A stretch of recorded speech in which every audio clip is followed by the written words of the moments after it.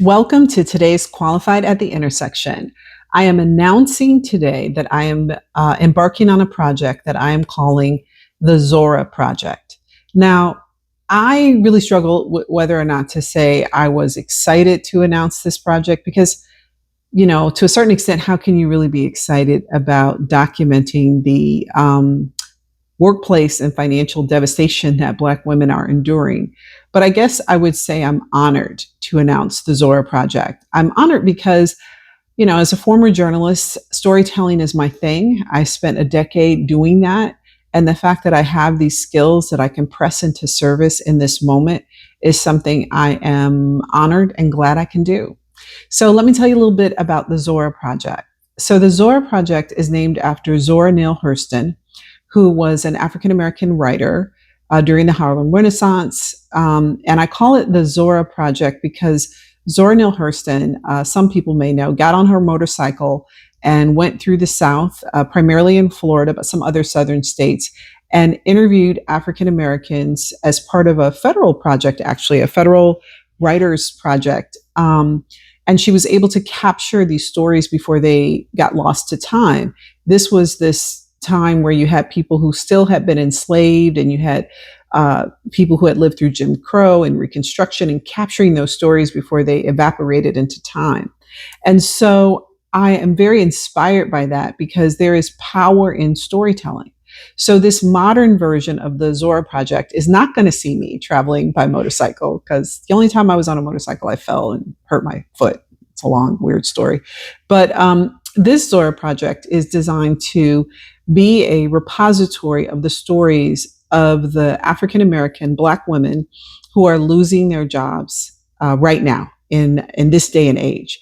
Now, I want to get this out of the way right off the top. Some people will say, why just Black women? Other people are losing their jobs during this administration. Other people are losing their jobs. That is true. But let's think for a minute. Let's calm down and get out of that emotional reaction to any time we prioritize Black people and Black women. Let's think about triage. Okay. So if there's a disaster, and this is a medical term, and a bunch of people show up at the ER, everybody's been in this disaster, but you want to triage those who are most injured by the disaster, right? So, and when you do that, when you triage those who are most injured, you also start to learn about the disaster. Where there's chemicals involved? Where there's, was it a train accident? What kind of accident? And it helps you as you serve those down the line, right? But you start with those most injured. So, following the triage format, the Zora Project is starting with African American women, because what I can tell you is that I wrote my book Qualified: How Competency Checking and Race Collide at Work because of what was going on with Black women 3 years ago, 4 years ago, 5 years ago. I could see that something was amiss as it came to Black women in the workplace. They were getting the education, they had the experience, and yet they were thwarted. They were being pushed out of their jobs. Something was wrong. So when I wrote the book, officially 2 years ago now, the first line I put in the book was, Black women are the canaries in the workplace coal mine, and they have been signaling for years that something is devastatingly wrong. So a canary in a coal mine is something they used to do back in the day: send the canary down. If the canary died, the air was bad down there, right? So what happens to Black women is usually a harbinger of what's to come for other people in the workplace. Black women are the tip of the spear, but they also endure that blunt force trauma of what happens in the workplace. So that's why the Nora Project is focusing on the job losses of Black women. So we get that out of the way. So as I said, my book was published in February of this year, but it took, 2 years or so to research and write it. And when I started looking at the data for Black women's unemployment, and what I have listed in the book is that I believe it's 2023, where Black women's unemployment was something like 4.2 or 4.3%, which was higher than the average for others. Now we're looking at a situation where unemployment for Black women is tracking 6.1 to 6.7%. Some months 5.1. It depends on when you're looking. But most recent information that caught a lot of people off guard was, over a 3-month period, I believe from February to April of 2025, over 300,000 Black women lost their jobs somehow. Now, I quibble with the language used in some of these stories because they say 300,000 Black women left the workforce. That's not what happened. They didn't leave voluntarily, the majority of them. They were forced out, fired, laid off. A lot of this does have to do with the layoffs in the federal government, especially because governmental work is how many Black people were able to reach the at least working class or middle class lives. So they are bearing the brunt of that. But there are other things going on in the private sector and the nonprofit sector. There is a hostility toward Black women in the workplace that is woefully underreported. I did that work in this book.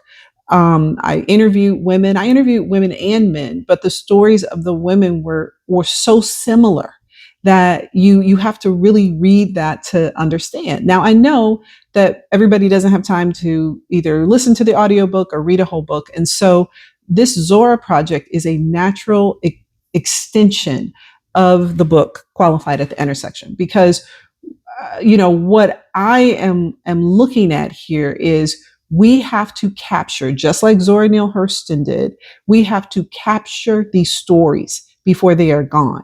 We have to capture these stories so we understand what is going on. It would be so helpful to understand what is going on by industry, by age, by region.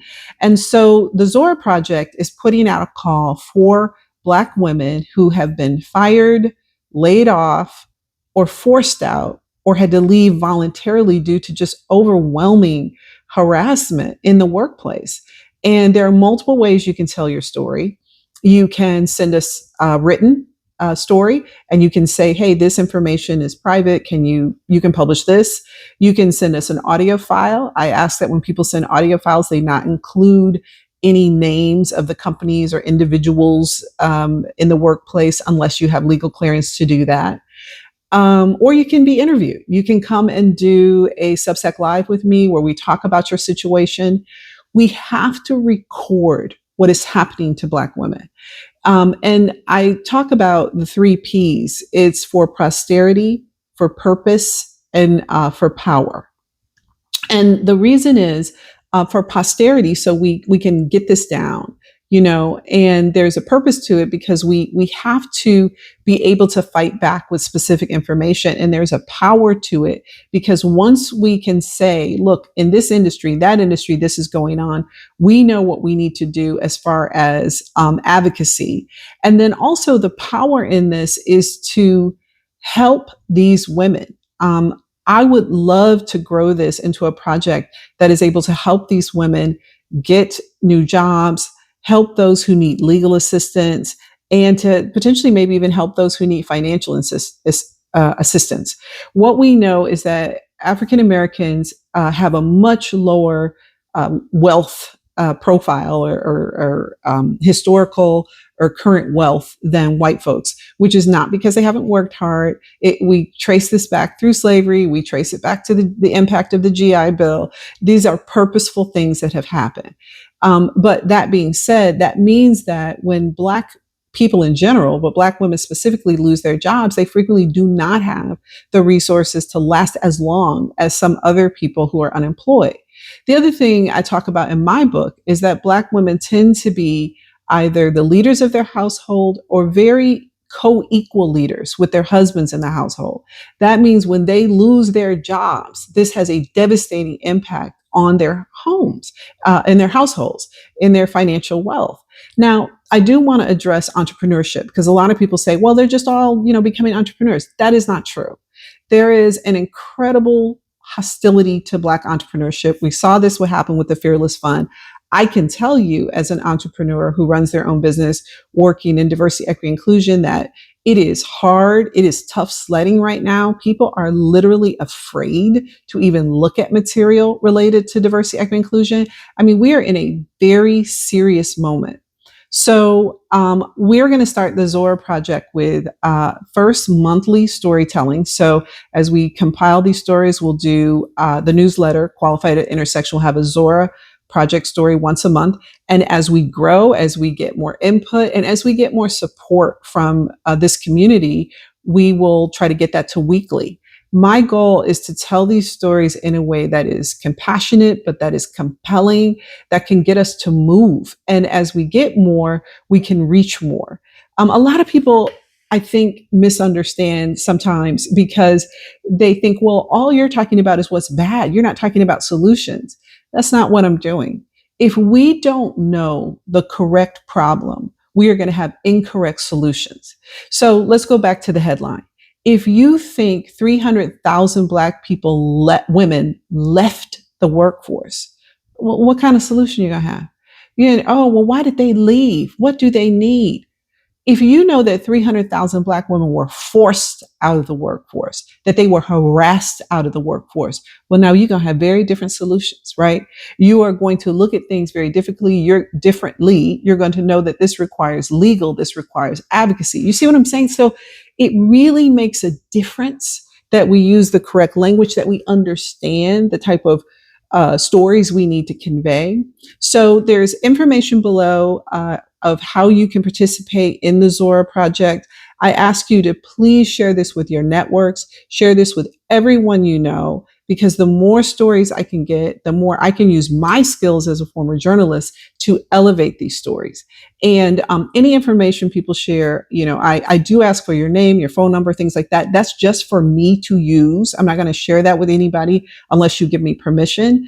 As a former journalist and as a former attorney, I do take these things very seriously. So I'm not going to be willy-nilly or loose and goosey, using the two phrases, with your information or with your stories. You trust me with your story, I will take that trust seriously. But we have to start compiling these stories. And I know that there are people doing research on this, but research tends to be something that somebody like me as a writer loves to get into. But for the average person, that research is difficult and dense for them to access. It is the personal storytelling that gets people motivated, that helps them understand. We need to get behind those 300,000 women in just 3 months. We need to get behind that jump from a 2% jump from 4.2% to 6.1, or in some months up to 6.7% of unemployment for Black women. This is urgent. So I am proud to announce the Zora Project. I ask you to consider supporting this project with a financial donation. You can do that as a Substack paid subscriber. That gives me more time to work on this, more resources to put toward this. But I appreciate all of you, whether you can support the Substack financially or not. You can share the information. You can share it with people you know. The thing that everyone should know about this Substack is that everything on it is accessible and free to subscribers, except a few elements which are high value add. I'm going to be introducing another one of those value add items this week. So we'll talk about that coming up. But thank you in advance. I am proud to be in the tradition of Zora Neale Hurston. And I'm proud to start on this endeavor of capturing these stories of these Black women who are losing their jobs. We need this information, now more than ever. So welcome to the modern day Zora Project.